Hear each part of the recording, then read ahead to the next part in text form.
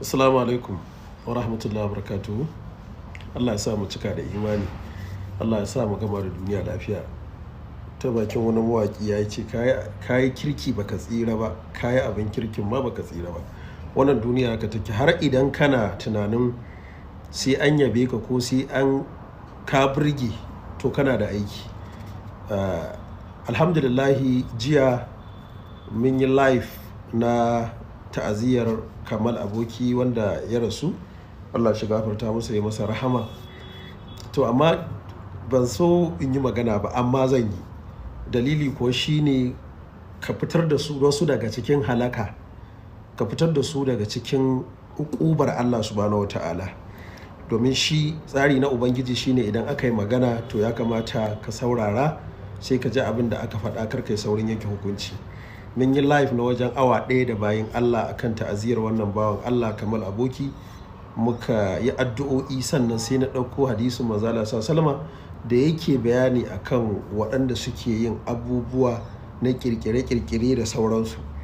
To a cikin live din sai aka samu wani bawan Allah sai cutting, kamar da yadda kuka sani, yanda idan mutum ya magana za a yanke saman a yanke ƙasan, sai a ɗan ɗauko wani guri sai a tura. Sai ya ɗauko bidiyo na ina bayanin hadisan, sai ya sa hoton kamal aboki a sama, sai ya rubutu, sai ya watsa ma duniya. Yau da safe na tashi na dinjigin kiran waya, sai na shiga TikTok, sai na ga posting wannan yana cewa kai ma baka wuce ka mutu ba, kai ma. Wasu kuma su ce ya aka yi lokacin da yake raye ba a yi mashi wa'azi ba sai yanzu, kaza kaza kaza kaza.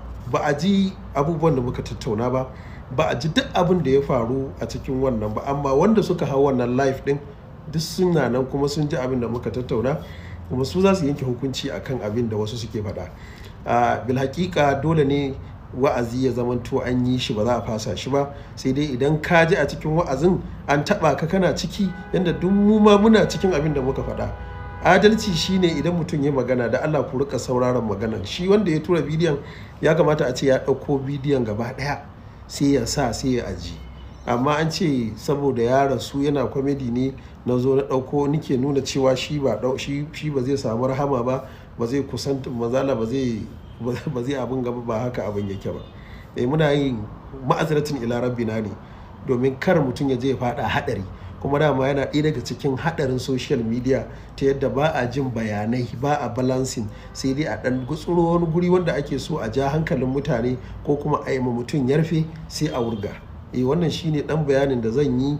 Duk wanda yake so in ya shiga page zai ga full ɗin bayanin da muka yi akan mutuwar tasa. Na ce yana zuwa guri na, mutumin kirki, duka an ba a